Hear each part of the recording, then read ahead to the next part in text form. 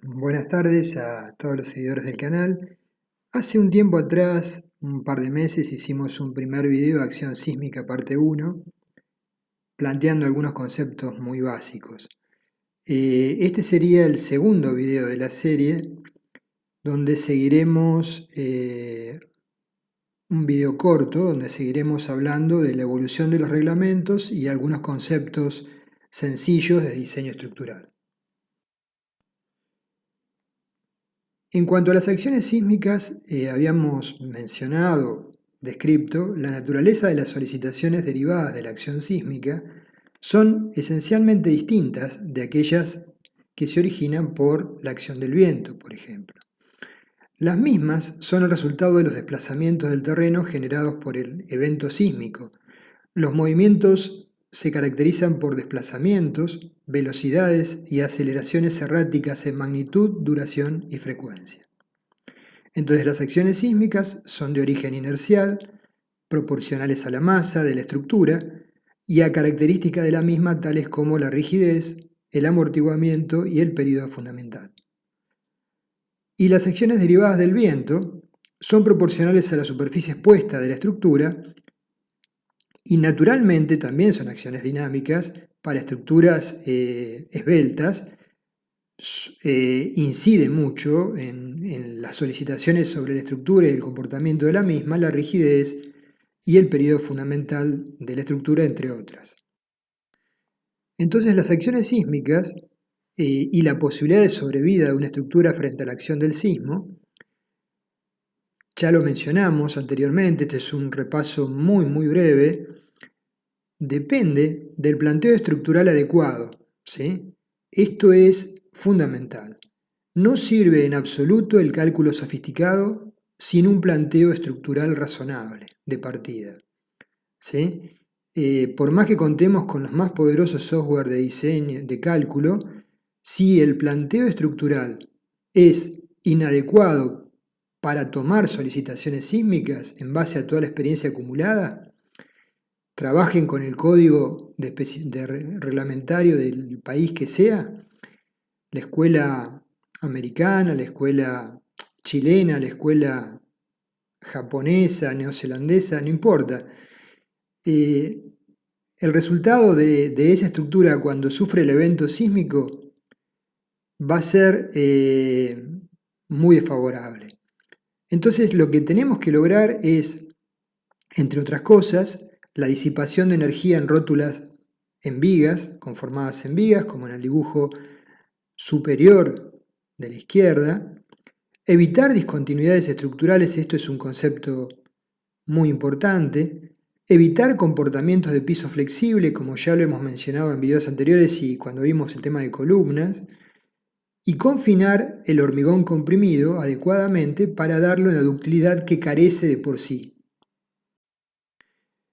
Entonces, para cerrar el repaso, ideas básicas de anteproyecto: reducir en la medida de lo posible las cargas permanentes, el peso propio, simetría estructural tanto en planta como en elevación, evitar plantas muy alargadas o plantas en L, uniformidad en la distribución de rigidez, resistencia y ductilidad.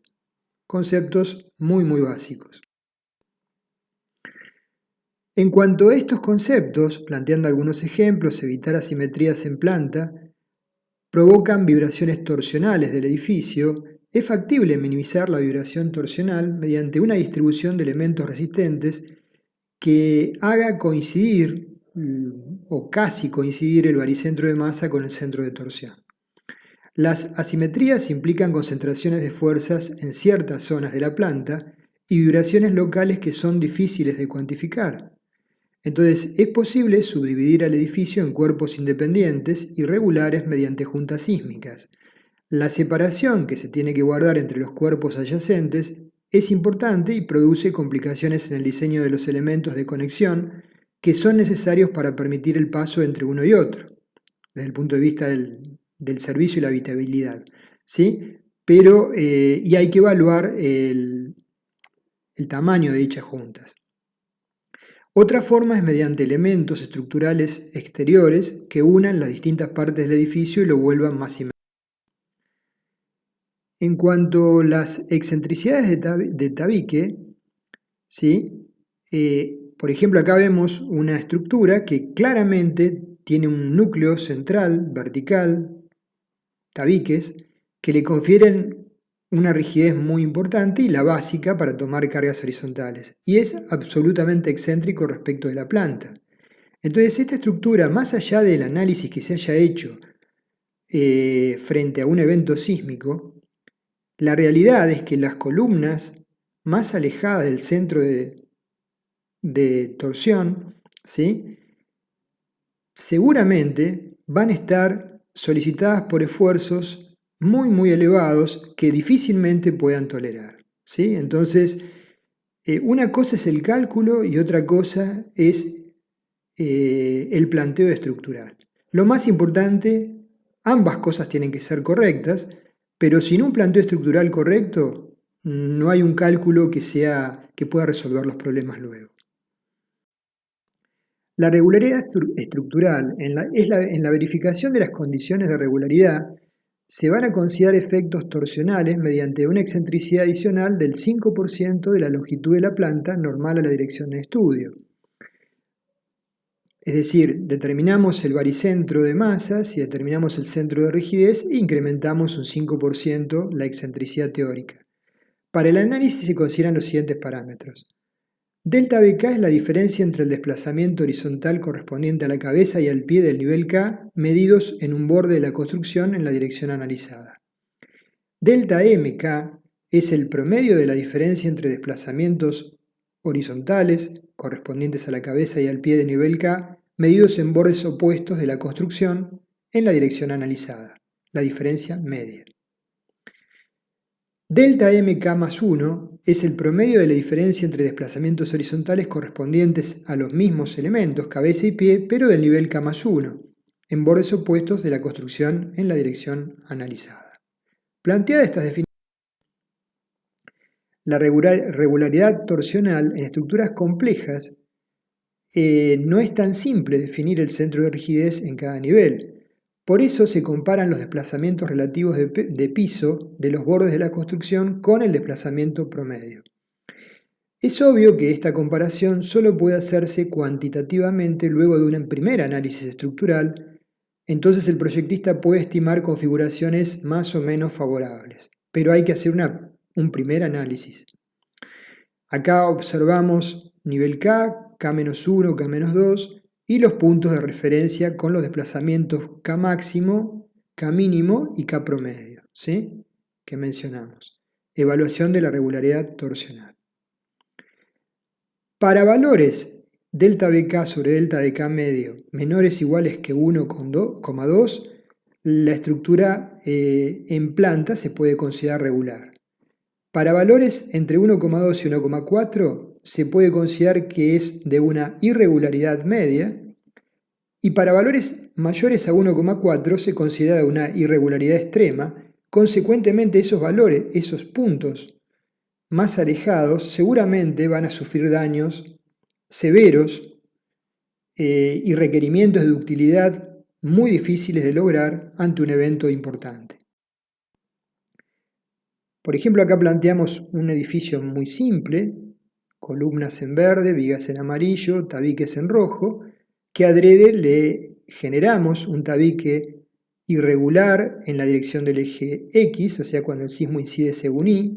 Cuando el sismo incide según X también es irregular, pero en menor medida, ¿sí? Entonces, el tabique es asimétrico. ¿Qué importancia tiene esto? Mucha, porque el tabique es el principal elemento que va a tomar cargas horizontales, o sea que el centro de rigidez va a estar más próximo a la zona donde está ubicado el tabique. Frente a un esquema de fuerzas horizontales actuando en la dirección de Y, el tabique se desplaza y gira, manifestando claramente que ante un sistema de carga simétrico hay una traslación y rotación, porque la resultante de las cargas, que pasa por el eje C, no coincide con el centro de rigidez, que no está ubicado en la conjunción del eje C, fíjese a la izquierda, y el eje horizontal 4, sino está desplazado hacia la derecha, ¿sí? Esto genera sobresolicitaciones en los elementos ubicados sobre el eje A, ¿sí? Y sobre el eje 1, que pueden derivar en condiciones que sean muy difíciles de cumplimentar en cuanto a la capacidad de respuesta de esos elementos, columnas y vigas. En cuanto a la regularidad estructural en altura, entonces tenemos planteado el mismo concepto, tres niveles, K-1, K, K+1, si los desplazamientos relativos delta MK entre el piso K y K-1 o delta M K+1 entre el piso K y K+1 son menores que 1,4, ¿sí? Delta MK menor que 1,4 delta MK+1, entonces se considera que la estructura es regular en elevación. Si por el contrario los valores están entre 1,4 y 1,7, tienen una irregularidad media, quiere decir que hay asimetrías en las rigideces en elevación, no ya hablando en planta, y si es mayor que 1,7, hay asimetrías importantes en las rigideces en elevación, consecuentemente problemas de concentración de fuerzas en los niveles donde surgen esas asimetrías, como sería el nivel K-1. Entonces puede suceder que la altura de un nivel o las dimensiones de los componentes del sistema sean muy distintos de las correspondientes a los niveles adyacentes. Se busca el control de desplazamientos relativos de los sucesivos niveles. Interesa el comportamiento del sistema antes que el de los elementos individuales. Regularidad de masas. Esta condición es fácil de comprender y su evaluación es bastante simple. ¿Sí? Si los pesos propios, digamos, la masa de nivel K-1, K y K+1 son semejantes, entonces no se van a generar fuerzas que comprometan en tanta medida la estructura. ¿Cuándo se puede suponer que esta cuestión de regularidad de masa se cumple? Cuando la diferencia entre omega K y omega K+1 está entre 0,7 y 1,3. Regularidad estructural en altura, regularidad de dimensiones horizontales. Esta condición se refiere a las dimensiones del sistema resistente y no a las dimensiones físicas de la construcción. Se deben considerar las distancias entre los elementos extremos. Las diferencias de las distancias entre los elementos resistentes ocasionan irregularidades de la rigidez torsional de la construcción. Por ejemplo, tenemos un edificio que en la medida que asciende en niveles, la planta se reduce. Hasta un determinado nivel tiene un ancho LK en el plano considerado y por encima del nivel K, LK+1 es la longitud. Si la diferencia entre niveles es entre 0,7 y 1,3, se puede considerar que no conducirá a una concentración severa de requerimientos de ductilidad y deformaciones en esa zona. Si no se cumplimenta esto, probablemente haya que poner mucho ojo en esa zona para ver si es factible lograr un diseño adecuado para absorber esa demanda de energía. Regularidad estructural en altura. Regularidad de resistencia lateral. Por resistencia lateral se entiende las resistencias para el esfuerzo de corte global a soportar por la construcción. La condición tiende a evitar la aparición de niveles o pisos débiles en los que se concentrarían las demandas inelásticas. La resistencia lateral en cada nivel es la suma de las resistencias a corte de los elementos resistentes de ese nivel. ¿Sí? Entonces, para que se comporte adecuadamente, la diferencia entre el nivel n y el nivel n-1 no debería ser mayor a un 20%. ¿Sí? Esta condición es crítica para construcciones de cierta altura porque el piso débil suele ser causa de daños muy graves, en muchas ocasiones el colapso. Imaginemos que en el nivel K haya un vano que por algunas circunstancias esté cerrado por tabiques que confieran gran parte de la altura, y en el nivel K-1 y K+1 no exista ese nivel de tabiques. Entonces, ese nivel K va a tener una rigidez sustancialmente mayor, ¿sí?, a las de los niveles inferior y superior. Distintos periodos de vibración entre estructuras y falta de juntas sísmicas. Estas son fotos ante eventos sísmicos de edificios de diferentes alturas y por lo tanto diferentes periodos de vibración, con juntas inadecuadas en donde se produce el fenómeno de golpeteo. Golpea una estructura contra la otra, ocasionando daños a ambas estructuras, ¿no? Para ir cerrando este segundo video, vamos a hacer un comentario brevísimo del tipo de fallas en tabiques. Nosotros sabemos que los elementos que primordialmente le otorgan rigidez a las estructuras de alturas medias son los tabiques. Entonces, ¿cómo fallan estos elementos? Las fallas más típicas frente a eventos sísmicos. Bueno, tenemos distintos dibujos que esquematizan distintos tipos de fallas, ¿sí? Falla por flexión sería la segunda, viniendo del lado izquierdo. Falla por tracción diagonal sería la tercera. Falla por deslizamiento, la cuarta. Y falla por flexión combinada con deslizamiento, la última. Se procura entonces, en este tipo de elementos, que ocurra la fluencia en la armadura de flexión en la rótula plástica. Se trata de evitar los modos de falla que se correspondan con la falla por tracción diagonal, la del medio, por compresión, por corte o deslizamiento a lo largo de las juntas de construcción, como sería la cuarta, ¿sí?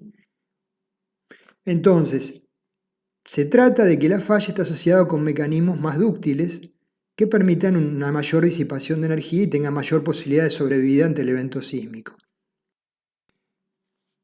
Bueno, acá podemos ver respecto de los tabiques, a izquierda y a derecha, dos tabiques que han fallado ante un evento sísmico, probablemente por la menor dimensión muy reducida frente a la demanda que tuvo.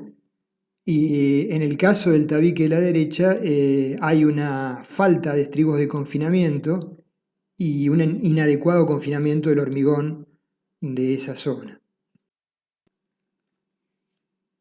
Acá observamos en el tabique de la izquierda, en el A, que se produce una falla justamente porque el ancho B es muy reducido, las solicitaciones derivadas de la flexión importantes, y la falla es como la foto de la derecha, se produce el desplazamiento normal a su plano y el colapso de esa zona. Una posibilidad de incrementar la resistencia es el dibujo B engrosando la zona del tabique en la esquina, donde toma el par de fuerzas derivadas del momento, cuando acciona, se mueve hacia este lado la compresión, ¿sí? Y de esa manera, si se ha diseñado adecuadamente ese refuerzo y confinado adecuadamente el hormigón, existe una mayor capacidad de absorber la solicitación sísmica. Acá, y esta es la última imagen, vemos típicas fallas producidas por eventos sísmicos en tabiques. Estos son todos en México. Fallas por flexión en muchos edificios en Chile en el año 2010, en donde en la zona extrema de los tabiques los mismos no tenían un refuerzo vertical adecuado con un confinamiento de estribos muy juntos. En la foto que señalo con rojo se ve claramente que no se observan prácticamente estribos, ¿sí?